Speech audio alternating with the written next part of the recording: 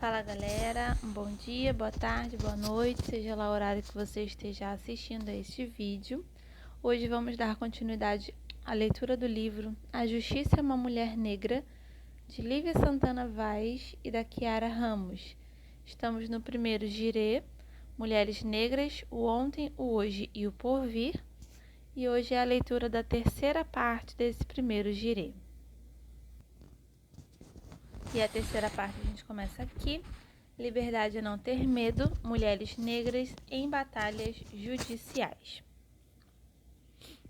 A interpretação redentora e paternalista de parte significativa da historiografia sobre o processo de abolição no Brasil atribuiu incapacidade de organização e ausência de caráter político às insurreições e estratégias de insubordinação de pessoas escravizadas. Nessa linha de abordagem, os abolicionistas letrados e esclarecidos foram protagonizados como responsáveis pela salvação dos oprimidos retirados de cena, apresentados como meros objetos do jogo de forças das elites dominantes. Nada obstante, a população negra escravizada e liberta exerceu, por meio de estratégias individuais e coletivas, papel determinante nas tensões que culminaram no fim da escravidão na ordem jurídica brasileira. Os mecanismos de oposição indicados por pessoas escravizadas envolviam também a esfera jurídica por meio de demandas judiciais, notadamente as denominadas ações de liberdade.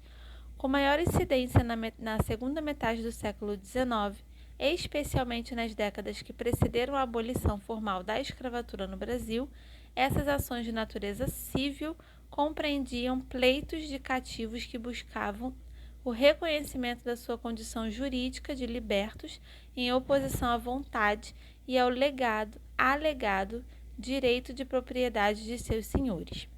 No primeiro volume do seu clássico Escravidão no Brasil, ensaio histórico-jurídico-social, o jurista Perdigão Malheiro apontava 3 hipóteses de terminação de cativeiro: pela morte natural do escravizado, pela manumissão ou alforria e por disposição de lei. Dito de outro modo, a escravidão era impingida de maneira perpétua à pessoa escravizada, condição transmitida a seus descendentes e que apenas poderia ser extinta em decorrência de sua morte, evento que põe fim a todas as relações jurídicas de um sujeito. Pela manumissão, mais conhecida como alforria, modo de instituição da liberdade por ato de voluntário do senhor, e por fim, por disposição legal, ainda que contra a vontade do senhor. A Carta de Liberdade ou alforria era o principal instrumento legal de concessão de liberdade, por meio do qual o indivíduo passava da condição jurídica de pessoa escravizada para que a condição jurídica de pessoa livre. A concessão da Carta de Alforria, não sendo um direito dos escravizados, era costumeiramente negociada entre os cativos e o seu senhor. Era comum que este, no gozo do seu direito à livre disposição de sua propriedade, exigisse o pagamento do valor da liberdade como condição para a assinatura da Carta de Alforria. Esta, no entanto, não era o único documento válido para a outorga da emancipação. Livros paroquiais de batismo de escravizados, testamentos e inventários poderiam também ser fontes de concessão da alforria. A precariedade do título de libertação, que não precisava ser registrado em cartório, e o caráter quase absoluto conferido ao direito de propriedade dos senhores sobre seus cativos, que muitas vezes, sem prova de sua emancipação, eram reescravizados, provocavam desavenças e tensões em torno da outorga da alforria. Não raro, essas disputas deram causa a ações de liberdade, demonstrando o caráter multifacetário das estratégias de resistência de pessoas escravizadas que, para além das fugas em massa, insurreições, suicídios, envenenamentos e etc., recorreram também ao sistema de justiça para pleitear a concessão ou reconhecimento de sua liberdade. Mesmo desprovidos de cidadania pela Constituição Imperial de 1824, mesmo reduzidos pela legislação civil ao estado de coisas, meras propriedades à livre disposição dos senhores, os cativos representados por rábulas ou advogados, ousaram enfrentar os escravocratas na instância judicial. Nesse contexto, mesmo em dissonância com a ordem jurídica estabelecida, colocavam-se na condição de sujeitos de direito, buscando protagonizar seus destinos, estilhaçando simbolicamente as máscaras de ferro e mordaças para romper com o silenciamento imposto pelo contrato racial unilateral pactuado. A participação de mulheres negras em ações de liberdade foi bastante relevante, sendo digno de nota que muitas delas recorriam à intervenção judicial em busca de justiça e liberdade, não apenas para si, mas também para seus filhos e filhas e seus companheiros. Em suas pesquisas sobre ações de liberdade no Arquivo Nacional do Rio de Janeiro, Keila Gringer resgatou a história da Liberata, uma mulher escravizada, depois de liberta, que desafiou seu senhor e algoz judicialmente para salvaguardar seus direitos e os dos seus filhos. Grinberg conta que por volta de 1790, aos 10 anos de idade, Liberata foi comprada por José Vieira Ribeiro, que logo passou a persegui-la até finalmente possuí-la, o que se tornou um hábito. Com a promessa de que tão logo a sua mulher descobrisse o caso, seu senhor iria libertá-la. Liberata passou a consentir com as relações, até que 3 anos depois nasceu seu primeiro filho. Dada a inegável semelhança entre a criança e o pai, Vieira não teve como negar a paternidade, tendo batizado o menino na freguesia de São Miguel, dando-lhe o nome de João. Desde então, Liberata passou a ser perseguida pela senhora e seus filhos, o que a levou a procurar um pardo para se casar e, por fim, as investidas do seu senhor. Sua decisão, entretanto, não foi suficiente para afastar Vieira, tendo Liberata engravidado novamente. Isso feito, para evitar os castigos da família escravocrata, ela se negou a reconhecer a paternidade de Vieira e preferiu declarar o recém-nascido cativo. A partir daí, Liberata passou a reclamar o cumprimento da promessa do seu senhor. Depois de testemunhar o enterro de mais um filho indesejado de Ana, filha de Vieira, que já havia assassinado outro bebê com o apoio do pai, Liberata passou a ser ainda mais perseguida, até mesmo pelo seu senhor, que, diante dos seus esforços para se ver livre, prometia conceder-lhe a alforria por post-mortem. Liberata tentou se casar com o pardo José, mediante pagamento ao seu senhor, que, ao estipular valor muito superior ao proposto, demonstrou não consentir com o casamento nem com a liberdade da cativa. Então, em julho de 1813, representando Liberata, o advogado Francisco José Rebelo peticionou ao juiz municipal do desterro, relatando a história da escravizada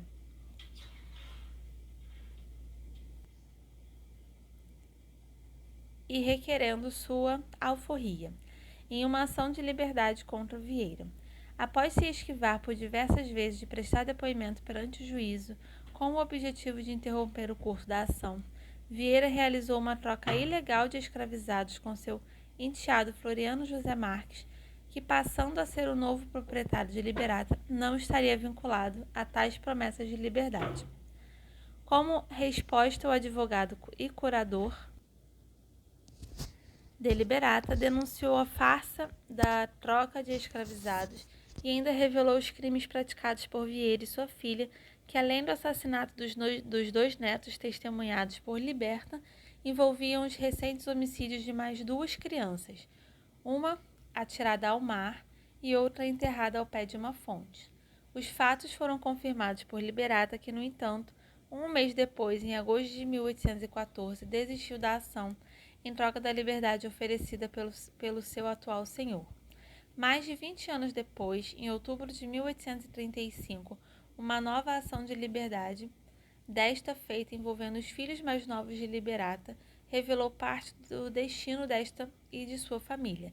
Liberata teria sido libertada por Marques em troca de terras que recebeu de Vieira. tudo para pôr fim às acusações contra si e sua filha. Acontece que José e Joaquina, filhos de Libertada,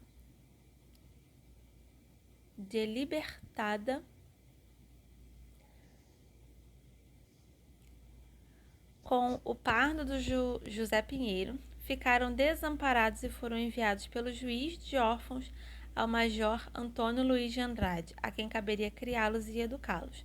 O major, porém, não procedeu conforme determinado, tendo riscado o nome de Liberata das certidões de batismo de seus filhos, destruindo assim a prova de suas liberdades. Com a morte do major, sua viúva, Dona Joaquina Rosa Tavares, pretendia inventariá-los como cativos, o que os levou a intentar ação de liberdade. Apesar do argumento da viúva, que contestando a ação, questionava o que valia mais na Constituição do Império, a propriedade ou a liberdade. Ao fim do processo, prevaleceu a tese do advogado Eleutério Francisco de Souza, representante de José e Joaquina. Este alegou que, desde o princípio, a troca entre Vieira e Marques era falsa e que não havia documento que comprovasse a posse dos seus curados pelo major e, portanto, por ser viúva, razão pela qual deveria prevalecer a liberdade. O patrono morreu ao parágrafo 4º, título 11, livro 4º das Ordenações Filipinas, de acordo com o qual, sempre que são mais fortes as razões que levam à liberdade do que aquelas que justificam a escravidão, argumento confirmado pelo juiz no final de 1838, para reconhecer a liberdade de José e Joaquina como se de ventre livre tivessem nascido. O clamor das mulheres negras escravizadas por justiça deu origem ao reconhecimento da primeira petição assinada por uma mulher no Brasil. No dia 6 de setembro de 1770, a escravizada Esperança Garcia enviou uma carta para o governador da capitania de São José do Piauí, Gonçalo Lourenço Botelho de Castro, com o seguinte teor: Eu sou uma escrava de Vossa Senhoria, da administração do capitão Antônio Vieira do Couto Casada. Desde que o capitão lá foi administrar, que me tirou da fazenda Algodões, onde vivia com meu marido, para ser cozinheira da sua casa, ainda nela passo muito mal. A primeira é que há grandes trovoadas de pancadas em um filho meu, sendo uma criança, que lhe fez extrair sangue pela boca. Em mim não posso explicar que sou um colchão de pancadas, tanto que caí uma vez do sobrado abaixo peiada. Por misericórdia de Deus escapei. A segunda estou eu e mais minhas parceiras por confessar há 3 anos, e uma criança minha e 2 mais por batizar. Peço a Vossa Senhoria, pelo amor de Deus, ponha os olhos em mim, mandar ao procurador que mande para a fazenda onde me tirou, para eu viver com meu marido e batizar a minha filha. Segundo o antropólogo e professor da Universidade Federal da Bahia, Luiz Motti, responsável pela pesquisa no Arquivo Público do Piauí, que resultou na descoberta da carta, o manuscrito de Esperança Garcia estava acompanhado de um documento sem data ou assinado, que reforçava as alegações da escravizada. No referido documento, informava-se que os escravizados da fazenda Algodões trabalhavam dia e noite sem descanso e eram muito mal nutridos, sendo que não podiam se alimentar nem mesmo da farinha produzida na fazenda, que era inteiramente destinada aos negócios do proprietário. Afirmava-se ainda que, por conta dos castigos sofridos, eram frequentes as fugas de Esperança Garcia, que se encontrava fugida no momento da redação do escrito. É notável que Esperança Garcia, uma mulher negra escravizada no Brasil do século XVIII, tenha aprendido a ler e escrever, numa sociedade em que o acesso a tais conhecimentos era praticamente exclusividade de homens brancos. Ela se utilizara, então, dos saberes do próprio colonizador em busca de melhores condições, não apenas para si, mas também para seus filhos e seus companheiros. Esperança Garcia exerce o improvável ato de fala em primeira pessoa, em nome próprio, mas também em nome de outras pessoas escravizadas, igualmente oprimidas. Fala na condição de mãe, mulher, parceira e esposa, para além de se ancorar em dogmas e preceitos religiosos próprios do catolicismo para apresentar suas demandas. Garcia demonstra sua postura insurgente ao desafiar os poderes estabelecidos, denunciando os maus-tratos e arbitrariedades de um capitão e clamando pela intervenção da autoridade máxima da província a seu favor. Em 2017, o Conselho Estadual da Ordem dos Advogados do Brasil do Piauí, a pedido da sua Comissão da Verdade sobre a Escravidão Negra, concedeu por unanimidade a Esperança Garcia o título simbólico de primeira mulher advogada do Piauí. A Carta de Esperança Garcia foi considerada uma petição, não apenas pela forma como foi escrita, iniciando-se com a qualificação da autora, seguida dos motivos do pleito e, finalmente, do pedido, mas também pelo seu conteúdo de reivindicação de determinadas prerrogativas. É interessante notar que Esperança Garcia não pleiteia sua liberdade, o que seria inconcebível pela ordem jurídica da época, e sim prerrogativas fundadas no reito canônico e que lhe estavam sendo negadas, como se confessar, batizar seus filhos e manter o seu matrimônio. Não havendo notícias da existência de qualquer petição dessa natureza assinada por uma mulher antes de 6 de setembro de 1770, Esperança Garcia deve ser considerada a primeira mulher advogada do Brasil e até mesmo a primeira jurista do país, embora o Conselho Nacional da Ordem dos Advogados do Brasil não tenha ainda reconhecido o seu pioneirismo. Sim, a primeira advogada brasileira foi uma mulher negra, escravizada e insurgente. Em outra esfera de atuação, também de peculiar interesse, era a participação ativa de mulheres negras escravizadas em cerimônias de emancipação de escravos, nas quais estes eram libertados mediante pagamento de indenização aos seus senhores, por meio de fundos específicos para esse fim, denominados Livro de Ouro. Embora em termos numéricos essas cerimônias tenham apresentado efeito pouco significativo para a libertação de pessoas escravizadas, tendo, por exemplo, no Rio de Janeiro, resultado na resolução de apenas 3% da população escravizada do período entre 1884 e 1887, houve participação decisiva de mulheres negras que representaram 76% das pessoas libertadas por meio do Fundo Municipal da capital. Essa representação majoritária de mulheres emancipadas não era fruto de mera dádiva. Na realidade, muitas escravizadas e suas famílias contribuíram com significativa parte do preço referente às indenizações a serem pagas aos senhores. As mulheres negras também lançavam mão de outras importantes articulações, negociando diretamente com seus senhores e com os vereadores responsáveis pelos fundos e ainda enviando carta à Câmara Municipal ou às mulheres da família real. Neste último caso, como um apelo à empatia feminina.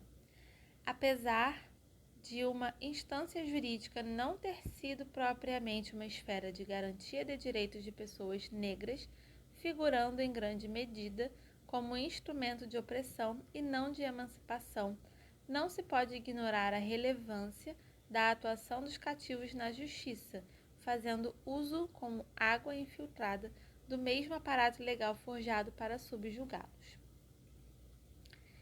E alorixás, mães que orientam nossa reexistência. Para além do legado histórico-cultural e ético-filosófico, as religiões de matriz africana simbolizam um campo de resistência e reexistência para o povo negro. Como já dito em outra oportunidade, é mais fácil arrancar a árvore do solo quando suas raízes já foram cortadas, mas baobás têm raízes muito profundas. Essa metáfora é capaz de expressar a resiliência do povo negro no Brasil, que, especialmente através das religiões afro-brasileiras, conseguiram manter vivas suas raízes e seus laços, apesar das violências coloniais de subjugação de seus corpos, mentes e almas, apesar das tentativas de aniquilação de sua humanidade.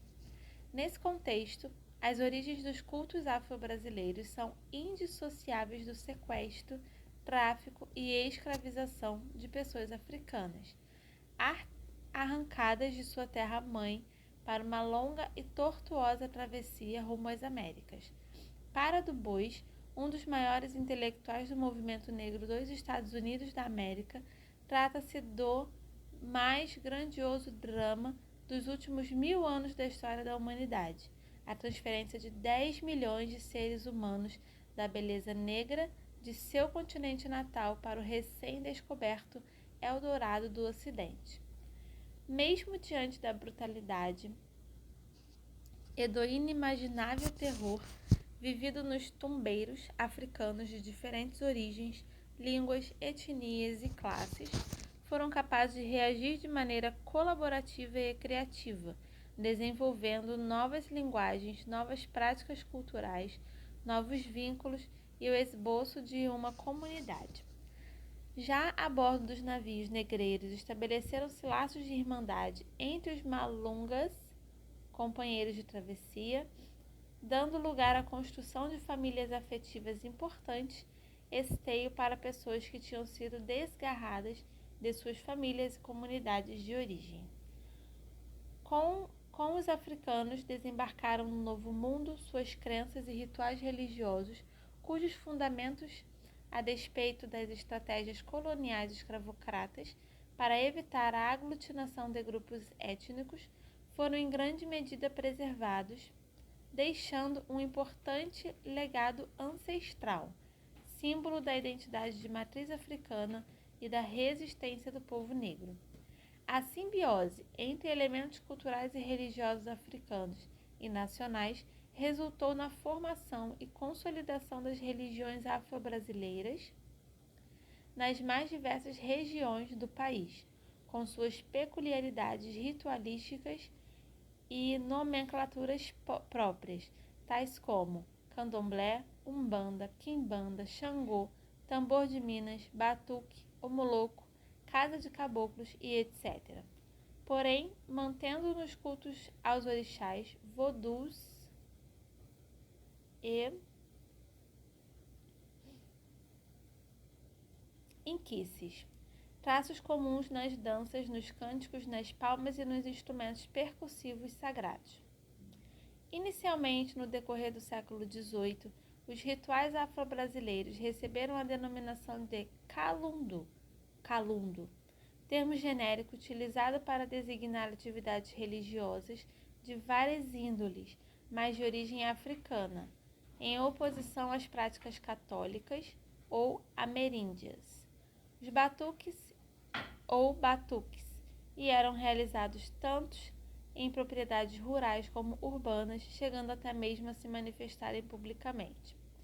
A partir da Constituição Imperial de 1824, formaliza-se em âmbito constitucional o catolicismo como religião oficial do Império, garantindo-se às demais religiões liberdade de culto, desde que exercido em ambiente doméstico e sem ostentação de templos. Em harmonia com a norma constitucional, o Código Criminal de 1830, no seu artigo 276, criminalizou a celebração pública em casa ou edifício com forma exterior de templo, de cultos de outras religiões que não a oficial do Estado, estabelecendo como pena a dispersão do culto pelo juiz de paz, a demolição da forma exterior do templo e ainda a sanção de multa imputada individualmente aos participantes das reuniões. Restringe-se também a publicação de um decreto em 1832 que obrigava todas as pessoas escravizadas a se converterem à religião católica.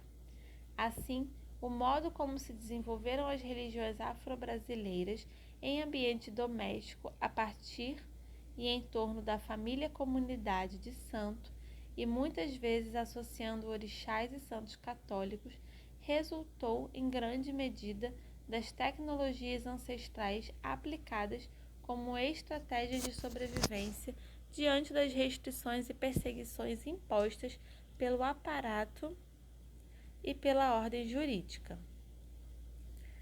Se, de um lado, esse modo de organização foi resultado do sistema de opressão estabelecido, de outro, ele proporcionou o fortalecimento dos vínculos familiares entre os integrantes das comunidades religiosas de matriz africana. Não é à toa que se diz mãe, pai, filho e filha, irmão e irmã de santo. As religiões afro-brasileiras representam um resgate do sentido de família para as pessoas negras escravizadas no Brasil, que foram separadas de suas famílias consanguíneas.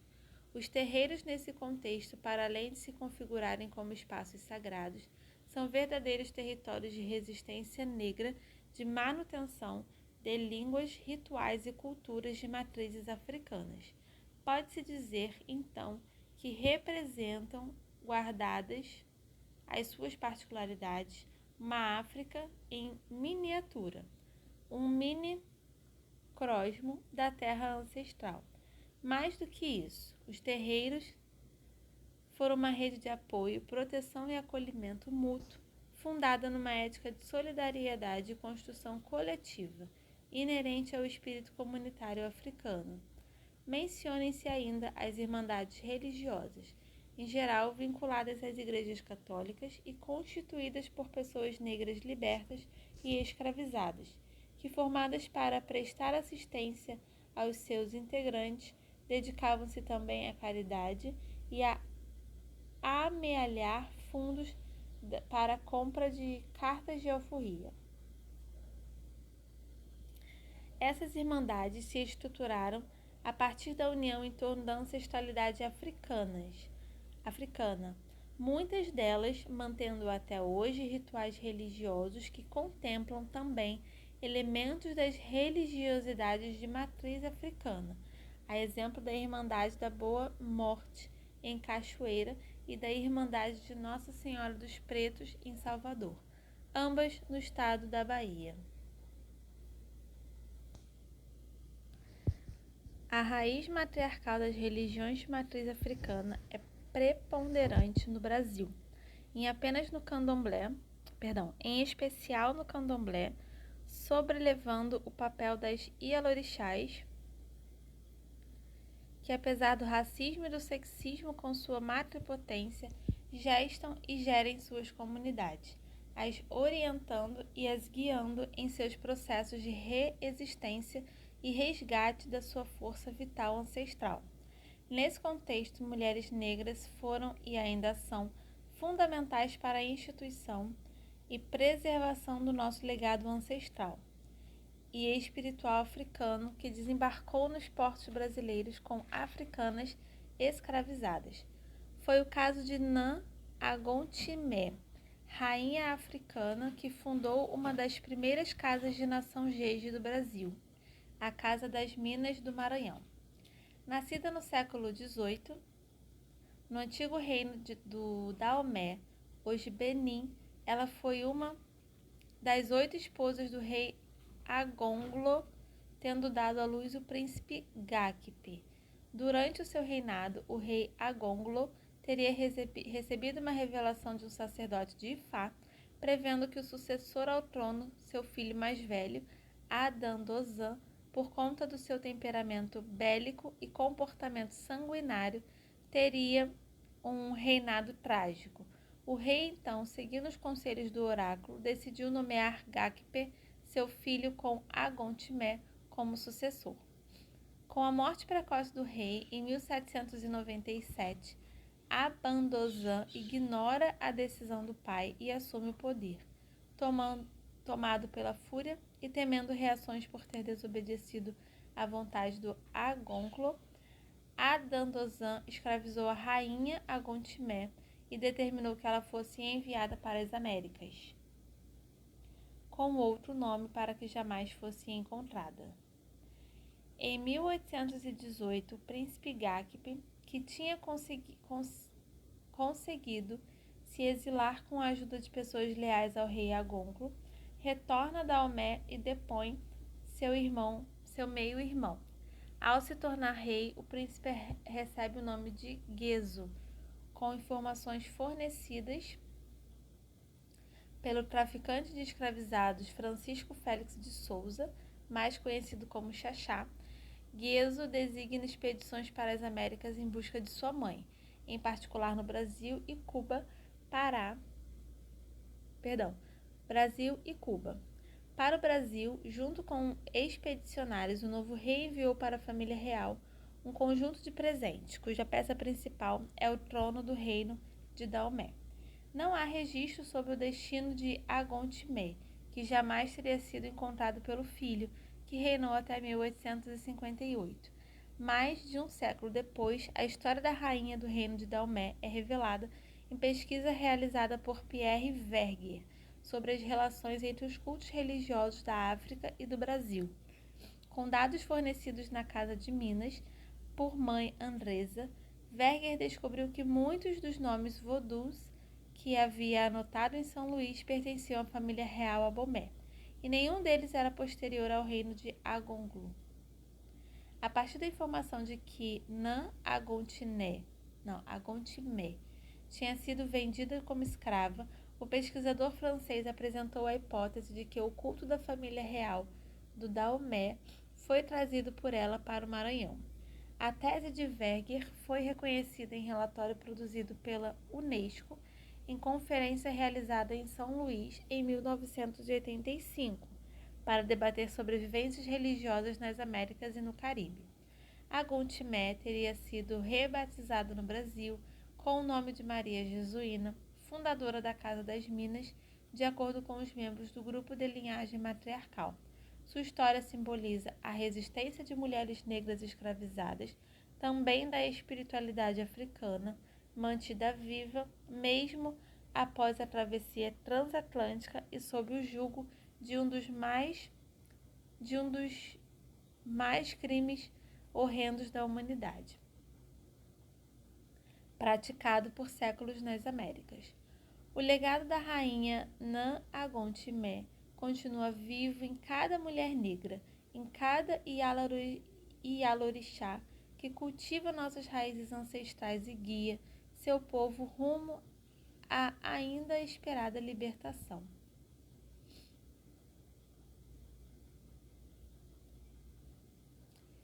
Eu sou porque nós somos o hoje. A gente combinamos de não morrer. Conceição Evaristo, Olhos d'Água.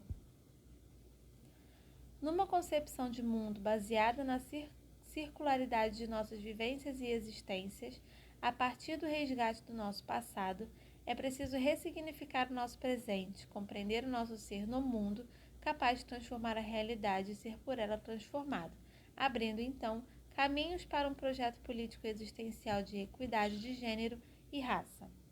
As memórias históricas das mulheres negras nas sociedades colonizadas são antagônicas. De um lado, associadas ao lugar de proeminência que ocupavam nas sociedades africanas tradicionais. De outro, maculadas pela imposição de escravização e coisificação de seus corpos pelo racismo patriarcal do sistema escravocrata.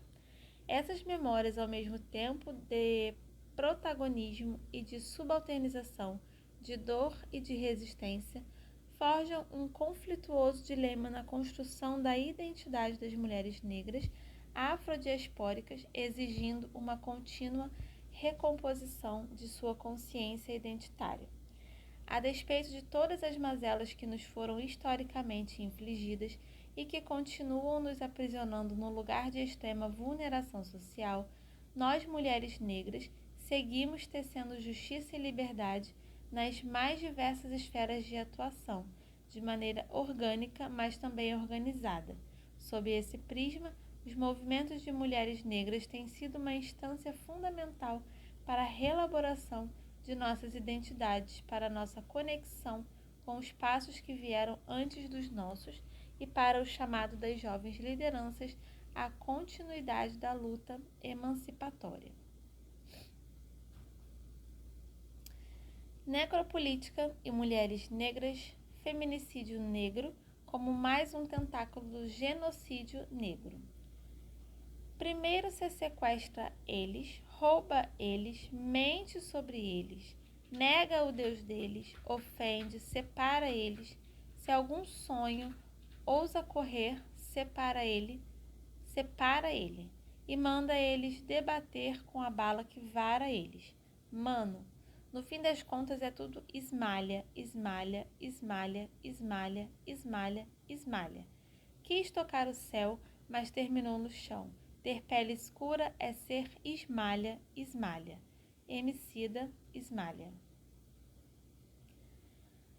A compreensão das particularidades das vivências de subalternização e violências sofridas por mulheres negras requer a necessária articulação entre raça e gênero como fenômenos historicamente entrelaçados.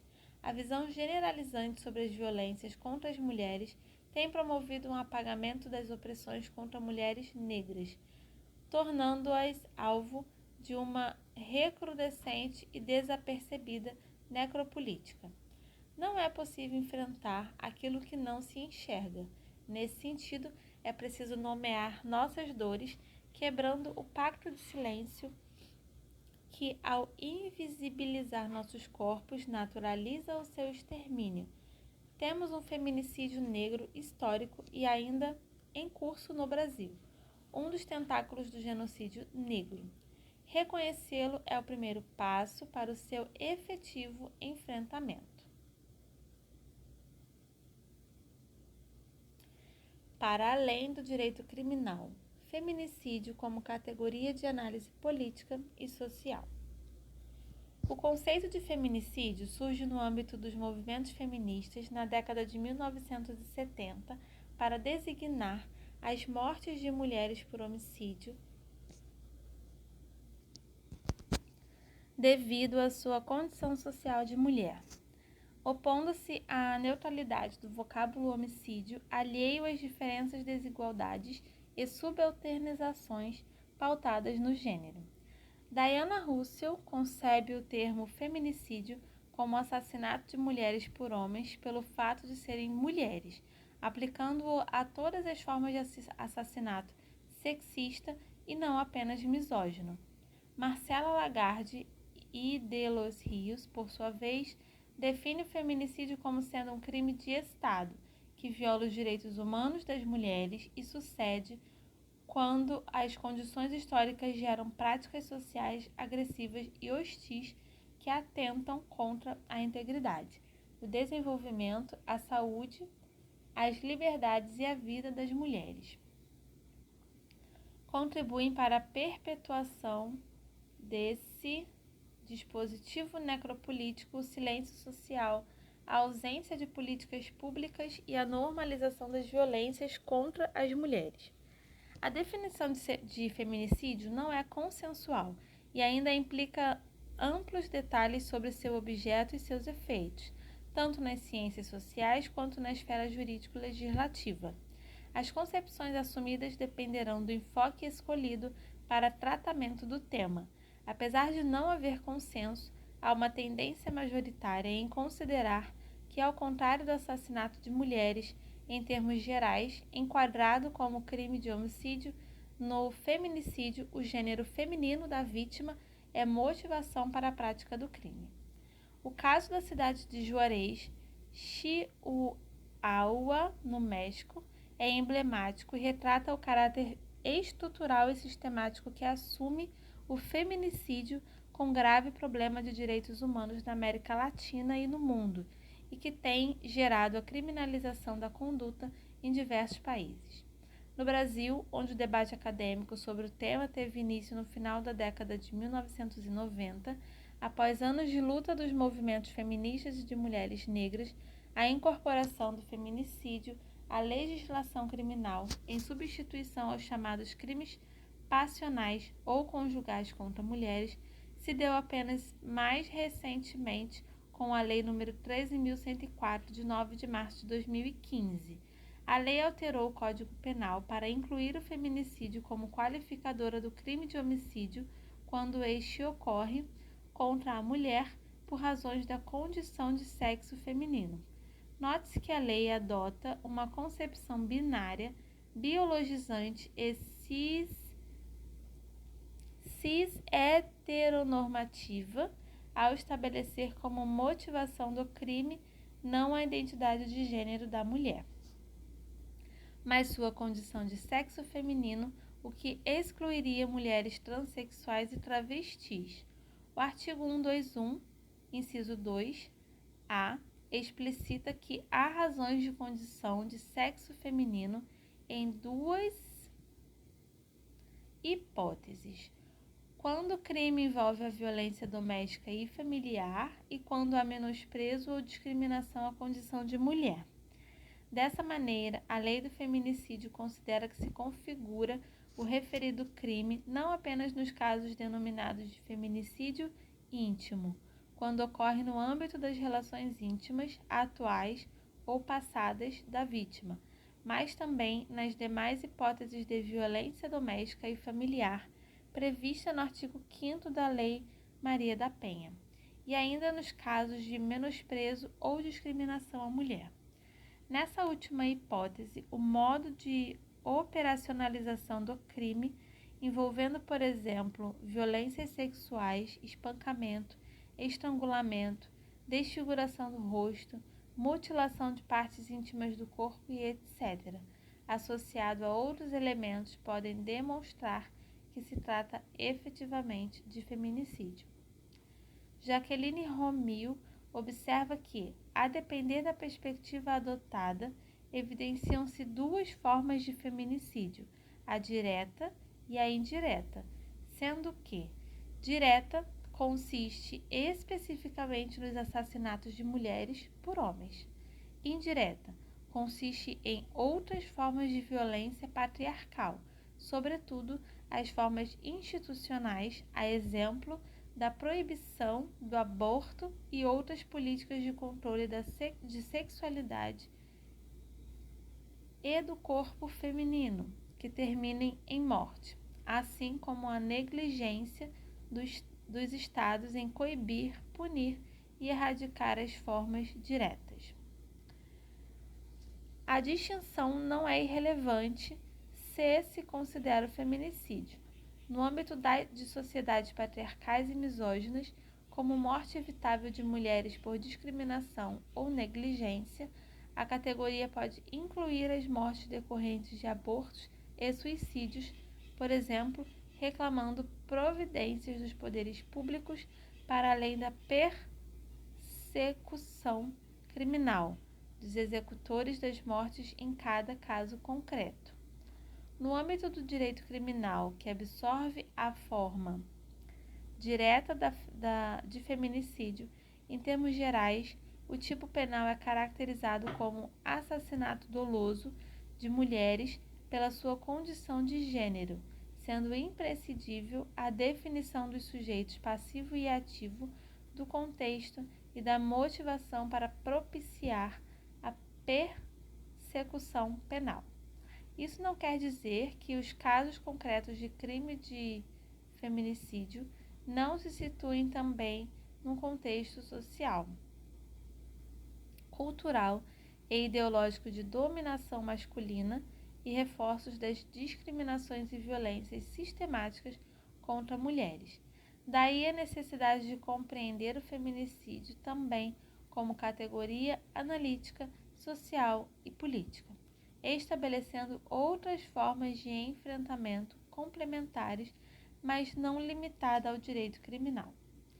Aqui adotamos uma concepção de feminicídio para além do direito penal, enxergando as políticas públicas como esterilizações, por exemplo, e omissões do Estado como suscetíveis de promover e até mesmo estimular, inclusive por gerar impunidade. A morte de mulheres pelo fato de serem mulheres, a instância penal não é a única via de enfrentamento da categoria feminicídio e sequer tem se mostrado eficiente para frear a mais grave e repulsiva forma de violência contra as mulheres. O que está em questão não é o abandono ou desconsideração do conceito jurídico criminal, mas a compreensão de que este, por si só, não esgota a complexidade do fenômeno, devendo o feminicídio ser pensado também como categoria de análise que englobe seus vieses político e sociológico. Com efeito, para além da criminalização das condutas individuais que provocam o assassinato sexista misógino de mulheres e necropolítica de gênero, envolve muitas outras formas de produzir a morte de mulheres, tendo em vista sua condição feminina. Essa dimensão política e social do feminicídio volta-se para a manutenção das desigualdades de gênero e para o domínio patriarcal sobre os corpos e os direitos das mulheres, não se esgotando na definição de um tipo penal de feminicídio.